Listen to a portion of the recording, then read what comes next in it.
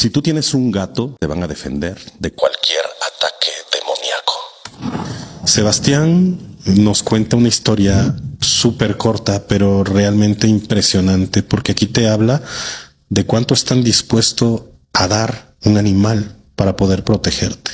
Sebastián un día se entera que el papá de su mejor amigo había partido de este mundo. Y él, pues, como deber de buen amigo, asiste al velorio. Estando en el velorio, cuando él pone el primer pie dentro del funeral, él sintió algo muy extraño. Sintió como una presión en el pecho y se sintió muy ansioso, como que algo le decía, no estés aquí. Pero él, por obligación y por amor a su amigo, tenía que acompañarlo en uno de sus momentos más difíciles. Y así fue.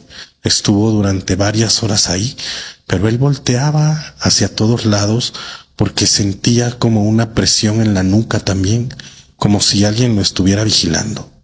Era una sensación que jamás en la vida había tenido, pero que no le gustaba para nada. El tiempo se le hizo larguísimo porque él ya quería salir corriendo de ahí.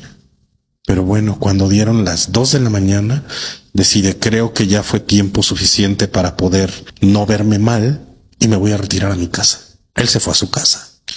Cuando él abre la puerta de su casa, se da cuenta que su casa luce extraña. Él veía su casa más oscura que de costumbre, incluso con las luces apagadas, y sentía un poco de frío. Y resulta que esa noche había un clima templado, no tenía por qué hacer frío.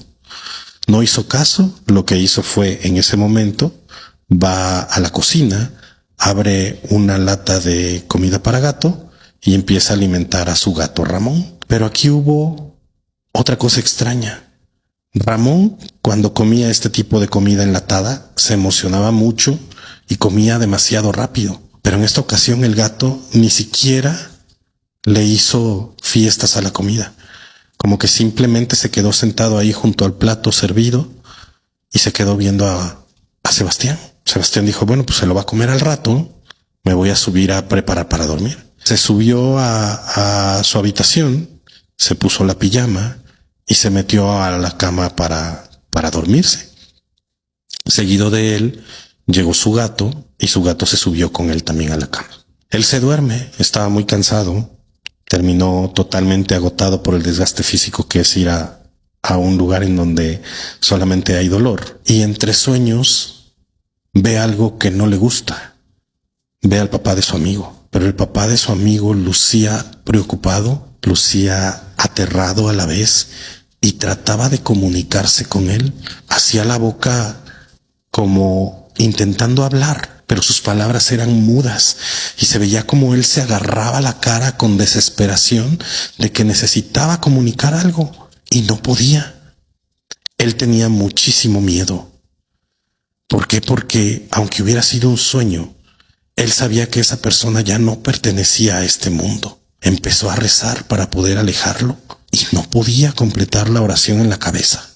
Y esta persona se iba acercando cada vez más a él con una desesperación de te voy a agarrar y te voy a sacudir para que tú me entiendas. Después de mucho tiempo de estar soñando, puede terminar su oración y despierta, pero solo despertó para encontrarse con algo mucho peor que el sueño. Cuando él abre los ojos, ve una silueta pequeña encima de él, en la cama.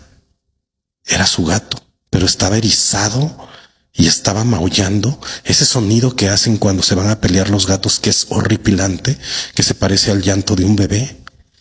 Ese sonido estaba haciendo el gato, mirando un punto fijo en la esquina de la habitación.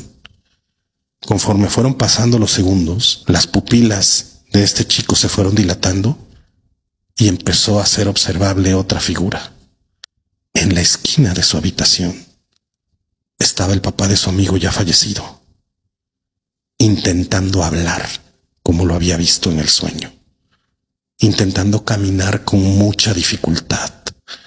Empezó a acercarse poco a poco y él, aterrado, lo que hizo fue hacerse para atrás, quedarse totalmente pegado a la cabecera de su recámara, y el gato cada vez empezaba a maullar más fuerte, hasta que en una de esas el gato brinca de la cama y sale corriendo hacia esta figura. Él calcula que cuando el gato llegó a donde estaba parado el espíritu del padre de su amigo, esta figura simplemente se desvaneció. En ese momento, el gato se da la vuelta, se vuelve a subir a la cama y se acuesta como si nada hubiera pasado. Él no sabía qué creer, no sabía si todavía seguía soñando, no sabía si había sido parte remanente del sueño que tuvo previamente, pero no se quiso esperar. Agarró al gato, se bajó corriendo las escaleras, prendió las luces de toda su casa y ya no pudo dormir y ahí se quedó. Durante varios días él estuvo tratando de pensar qué pudo haber pasado y realmente no se sentía con la confianza de poder hablar con su amigo y contarle, porque dice, está bien reciente lo de su papá y si yo le cuento esto, ¿qué me va a decir? Se va a enojar conmigo. Esperó que fueran los 9 días y después de los 9 días le llama por teléfono y le dice, oye, ¿nos podemos tomar un café?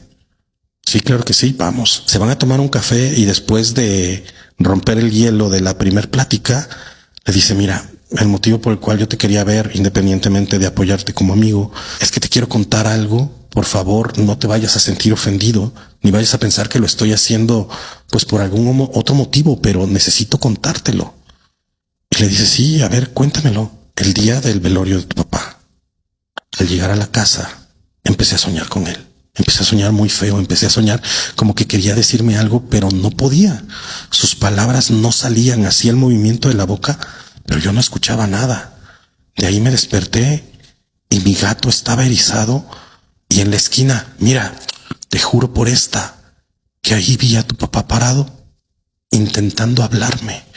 Y me dio muchísimo miedo, muchísimo. Por favor, no te vayas a ofender. La cara del amigo empezó a cambiar. Su rostro palideció y se le ruedan las lágrimas. Y le dice, Sebastián, júrame que esto es cierto.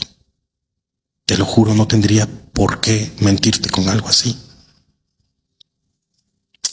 Cuando mi papá iba a entrar en agonía, quería decirnos algo, pero la muerte lo alcanzó primero.